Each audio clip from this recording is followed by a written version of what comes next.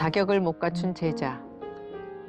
50대 여자가 선원문을 두드린다. 3대 종교 다 다녀보았고 증산도, 무당세계, 대순진리, 기세계 등 두루두루 다녀보았는데 도반이란 책을 읽고 여기다 싶어 찾아왔다고 한다.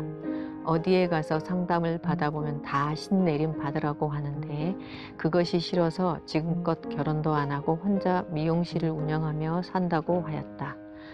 당신은 무속인 팔자인데 영성 공부를 하면 무속인 사주에서 벗어날 수 있다고 상담해 주었다. 대뜸 그럼 저 좀 공부시켜 주세요 한다.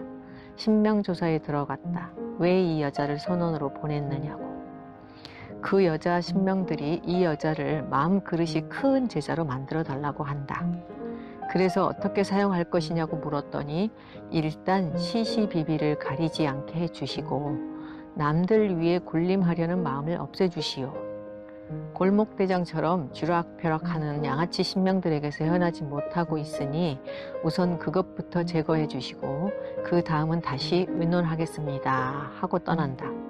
신들의 부탁으로 그 여자를 3년 동안 조상 공부를 시켜주었다.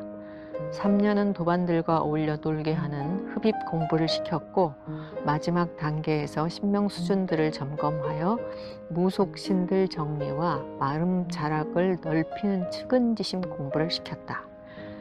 그 단계까지는 자신을 이기고 잘 따라오는 것 같더니 목전에서 걸리고 말았다. 걸렸다는 것은 가르치는 선생을 안 믿는 것이고 자신을 속이고 공부했다는 것이며 자기 자신을 속인 것은 하늘도 속였다는 것이다. 더 이상 공부를 못하겠다고 말한 지 일주일 만에 다른 제자가 소식을 알려왔다. 일어나는데 갑자기 쓰러져 119를 불러 모 대학병원에 입원했다는 것이다. 걱정했던 일이 현실이 되었다.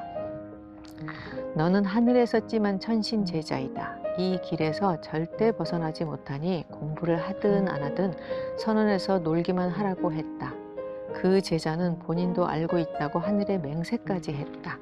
그런데 여제자는 무속신들 올리는 마지막 관문에서 탈락하여 스스로 좌천되어 대신들의 괘씸죄에 걸려 뇌출혈로 쓰러진 것이다. 신벌은 하늘에서 주는 것이 아니라 본인 조상 신명계에서 내리는 것이다. 하늘은 공부하고 갈 수 있게 여건만 만들어준다. 하늘은 제자들에게 벌을 주지 않는다. 여제자의 신명계에서 너는 앉아서 공부하는 과정에서 탈락하였으니 누워서 다시 공부하라고 언명에 처했다. 나는 천신들의 부탁으로 인신들을 공부시키는 같은 천신제자이다. 다만 하늘을 대응하여 영성 공부를 지도하는 것이기에 나와 소통이 안 되면 제자들 신명들과도 소통이 이루어지지 않는다. 우주에서 천신 제자를 배출하라는 타전이 오고 나는 하늘과 우주 신들과 교류해 가며 제자들을 한 명 한 명씩 정성껏 키워내고자 영적 질량의 마음 그릇들을 바꾸어 주고 있다. 큰 대신들은 인간을 통하여 우주의 일을 하고자 하는 대업에 제자들에게 끊임없이 수행하라고 한다. 큰 대신들을 맞이하려면 제자의 마음 그릇도 큰 대신들의 마음 자락을 따라갈 수 있도록 마음 수행 준비를 하고 있어야 한다. 큰 대신이 그 여제자에게 들어서려고 무속신들을 올려보내는 과정을 나에게 내려주었는데 여제자의 마음 그릇이 대신들이 들어설 수 있는 그릇이 안 되니 큰 대신에게 맞은 것이다. 기가 장하지 못하면 대신이 내려설 때 받아들이지 못하고 파편을 맞아 뇌출혈로 쓰러진다. 마음의 흐름이 바다와 같지 않으니 맞는 것이다. 영성 공부는 큰 대신이 좌정하여 활동하겠다고 하여 수준에 맞게 공부시키는 것이다. 큰 신명을 맞이하려면 자격을 갖추어야 하는데 제자들은 그 의미를 모르고 도토리 기재기 하듯 그 자리에서 뱅뱅 돌면서 스스로 공부가 되었다고 착각들을 하였기에 심사에서 언제나 자격 미달로 떨어지고 만다. 신명이 클수록 맞는 매도 크다는 사실을 알았으면 한다. 인간 세계에서도 중책을 맡은 자의 실수에는 책임도 크다는 사실을 알았으면 한다. 신명들도 급수가 있다고 누누이 전달해 주었는데 그럼 내 신명 급수는 어디에 있고 묻고 마음 그릇을 얼마만큼 내주어야 하는지 견적도 내봐야 한다. 공부할 때는 다들 잘 하고 있다고 착각들을 하는데 막상 자격심사에 들어가면 거의 탈락의 고배를 마신다. 어떤 제자는 왜 이 공부를 해야 하는지 신명교에서 의문을 갖게 만들어 놓기도 한다. 그건 우리나라가 뿌리의 땅인 것도 있다. 선택받은 천신 제자들이기 때문에 인간 세상에 내려와서 꼭 거쳐야 하는 관문들이고 정신세계를 공부하지 않으면 소모품이 될 수밖에 없다. 앞으로 정신 바짝 차리고 살아가지 않으면 소모품으로 전락해 우주 쓰레기로 처분될 것이다. 그것을 아는 대우주에서는 구제해 주려고 인간 세상에 나오게 되었고 우주도 진화하여 많은 것을 원하고 있다. 앞으로는 물리, 즉 자연의 물리적 성질과 현상, 구조 등을 연구하고 물질 사이의 관계와 법칙을 밝히는 자연과학을 알아야 하고 우주의 법을 전하는 자가 되어야 한다. 그러려면 자격을 갖추어야 하는데 지금의 마음 상태를 점검하면 내가 어느 수준인지 알 수 있다. 큰 신명을 원한다면 자격을 갖추는 자가 되어라.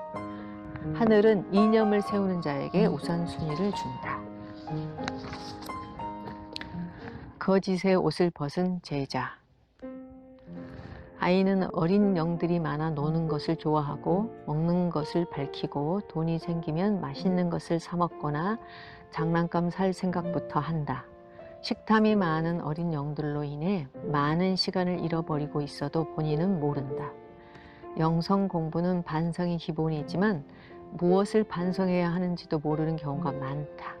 한 남자 제자의 과거 생을 들여다보는데 웃음만 나왔다.